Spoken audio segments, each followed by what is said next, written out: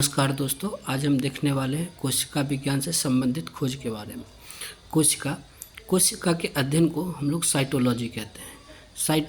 कोशिका के अध्ययन को साइटोलॉजी कहते हैं। जीवन के सभी आवश्यक कार्य को करने में सक्षम होने के कारण इसे संरचनात्मक और क्रियात्मक इकाई भी बोला जाता है। कोशिका को संरचनात्मक और क्रियात्मक इकाई बोला जाता है, structural and functional unit of life.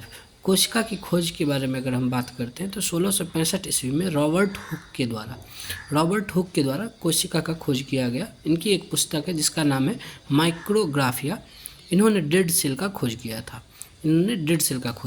पहले जीवित कोशिका का खोज एंटो वन ल्यूवेनहॉक के द्वारा किया गया था, जिन्हें फादर ऑफ बैक्टीरियोलॉजी भी बोला जाता है।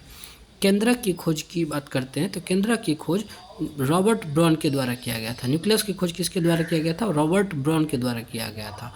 जीव द्रव्य की खोज की अगर बात करते हैं तो जीव द्रव्य का खोज पुरकिंजे के द्वारा किया गया था। साइटोप्लाज्म का खोज पुरकिंजे के द्वारा किया गया। सेल थ्योरी स्लाइडेन और स्वान के द्वारा दिया गया था। स्लाइडेन एक जर्मन वनस्पति वैज्ञानिक थे, जबकि स्वान एक ब्रिटिश जंतु वैज्ञानिक थे, जिसमें सेल थ्योरी में इन्होंने बताया था कि सभी जीव कोशिकाओं से बने हुए होते हैं। प्रत्येक जीव की उत्पत्ति एक कोशिका से होती है। प्रत्येक कोशिका स्वतंत्र है, किंतु सभी मिलकर किसी कार्य को संपन्न करते हैं। प्रत्येक कोशिका में केंद्रक होता है जो कोशिका के सभी कार्यों को नियंत्रित करता है। यह इनका थ्योरी था।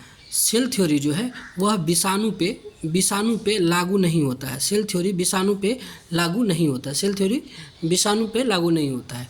रुडोल्फ विर्चो के द्वारा इनका ड्रॉबैक था। इनका ड्रॉबैक ये था कि इन्होंने ये नहीं बताया कि सेल की उत्पत्ति होती कहाँ से है, जिसे रुडोल्फ विर्चो ने बताया कि नई कोशिका का निर्माण पुराने कोशिका के विभाजन से होता है। माइटोकॉन्ड्रिया का खोज 1857 में अल्बर्ट वॉन केलिकर के द्वारा किया गया था। लेकिन इसका नाम माइटोकॉन्ड्रिया नाम कार्ल बेंडा के द्वारा 12 साल बाद दिया गया। राइबोसोम की खोज जॉर्ज पैलाडे के द्वारा किया गया। राइबोसोम को ही कोशिका का प्रोटीन कारखाना भी बोला जाता है। एग्जाम में ये पूछा हुआ क्वेश्चन है कि किस कोशिकांग को कोशिका का प्रोटीन कारखाना कहा जाता है, और ऑप्शन में माइटोकॉन्ड्रिया भी था। लेकिन mitochondria power house of the cell होता है, वो एनर्जी देता है, ना कि प्रोटीन। राइबोसोम को प्रोटीन का कारखाना कहा जाता है कोशिका का। धन्यवाद।